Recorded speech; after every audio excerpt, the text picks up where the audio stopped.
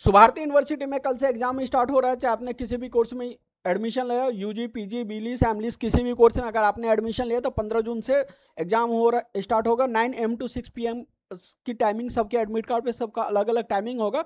इसमें कुछ चीज़ों का ध्यान रखना है। पहले एग्जाम का पैटर्न दूसरा होता था। एग्जाम में कभी भी आप एग्जाम दे देते थे, आपके बदले कोई और भी एग्जाम दे देता था। और अब जो है एग्जाम का टाइमिंग, एग्जाम की सब कुछ चेंज हो गया है और इसमें बहुत सारी चीज़ें आपको चेंजेस देखने को मिलेगा। और इसमें AI भी आपको ऑटोमेटिक लगा हुआ है, तो इसमें चीज़ों का भी ध्यान रखें। सबसे पहले बात करते हैं कि आप स्टूडेंट लॉगिन पे लॉगिन कर जैसे ही करोगे तो लॉगिन करने के बाद क्या करना है कि आपको डायरेक्टली वहीं पे कैमरा के सामने ही बैठना है। कैमरा का अगर इधर उधर मूवमेंट करोगे तो आपको डायरेक्टली यहाँ पे आपका ऑटो सबमिट हो जाएगा। अगर एक बार ऑटो सबमिट हो गया तो फिर भी कोई भी आपका इसमें फिर दोबारा आप एग्ज़ाम जो है यहाँ पे नहीं दे पाओगे।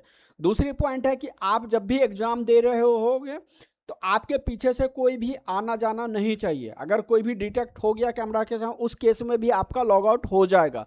तीसरा पॉइंट है कि जब भी आपने अगर मोबाइल से लॉगिन किया हुआ है, अगर उस टाइम पे एग्जाम दे रहे हैं तो इस बात का हमेशा ध्यान रखें, उस टाइम पे आपका उस नंबर पे कोई भी फ़ोन नहीं आना चाहिए। अगर फ़ोन आता है या उस फ़ोन को आप रिसीव करते हो, उस टाइम पे भी आपका ऑटो जो है सबमिट हो जाएगा। उस केस में भी आपका उस पेपर में बैक लग जाएगा। तीसरा पॉइंट है कि जब भी आप एग्जाम के सामने जैसे यहाँ पे बैठ रहे हो तो उस टैब को, जिस टैब पे आपने लैपटॉप से दे रहे हो या मोबाइल से दे रहे हो, उस टैब को फिर मिनिमाइज करके अदर टैब पे नहीं खोलना है। क्योंकि वहाँ पे आप लोग क्या करते थे पहले कि एक टैब में खोल लिया, दूसरे टैब पे मिनिमाइज करके वो डायरेक्टली आप क्वेश्चन आंसर वहाँ से लिख लेते थे।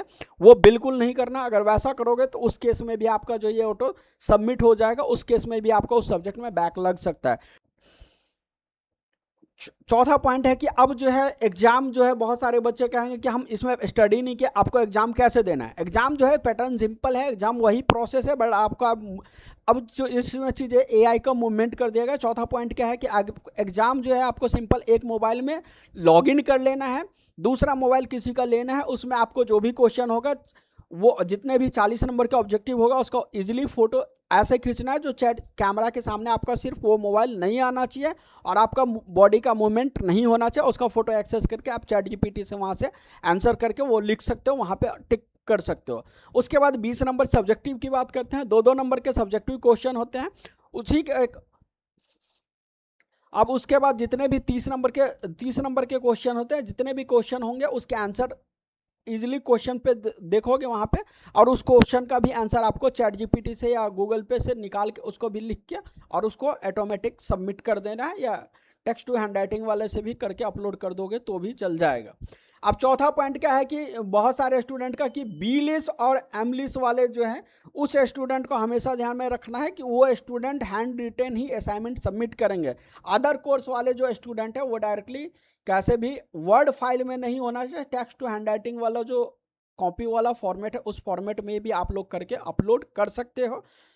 और जिस भी स्टूडेंट को एग्जाम देते समय प्रॉब्लम आ रही है, जिसका फेस डिटेक्शन नहीं हो पा रहा है, तो वो अपना फेस डिटेक्शन जो है वो आपने जो लॉगिन करते समय फोटो अपलोड किया होगा वो हो सकता है धुंधला होगा, इसके कारण भी आपका फेस डिटेक्शन नहीं हो पा रहा होगा। जो अभी प्रीवियस कुछ बच्चे एग्जाम दे रहे थे उसमें इस तरीके का इशू आ रहा था, तो उस इशू को रिजॉल्व करने के लिए आपको डायरेक्टली कुछ नहीं करना है, स्टूडेंट लॉगिन पे डायरेक्टली बैक जाना है और सबसे पहले देखना है कि आपका फोटो क्लियर है या नहीं।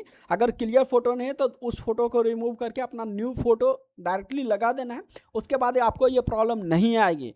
अगर एक बार भी फेस डिटेक्शन में प्रॉब्लम आती है या ऑटो सबमिट हो गया तो ये फिर बार ओपन नहीं होगा और इसका कोई भी सॉल्यूशन नहीं है। मैंने प्रीवियस वीडियो में बता दिया है। कुछ भी अगर इशू आती है, कुछ भी एग्जाम देने में प्रॉब्लम अगर इशू आती है सुभारती यूनिवर्सिटी के अंदर, तो आप मुझे डायरेक्टली नीचे देगा नंबर पे व्हाट्सअप कर सकते हैं। कॉल नहीं करना है, सिर्फ व्हाट्सअप करना है और मैं आपको पूरी इन्फॉर्मेशन, अगर मुझसे जितनी भी इन्फॉर्मेशन मिल पाएगी सुभारती यूनिवर्सिटी के रिलेटेड मैं देने की कोशिश करूंगा। और ये एक छोटी सी अपडेट थी सुभारती यूनिवर्सिटी एग्जाम से रिलेटेड। अगर ये वीडियो इन्फॉर्मेटिव लगी हो तो लाइक करें और चैनल को सब्सक्राइब करें। अगर इस वीडियो में कुछ रह गया हो तो कमेंट सेक्शन में अपनी राय जरूर दें। मिलते हैं नेक्स्ट वीडियो में। Thank you.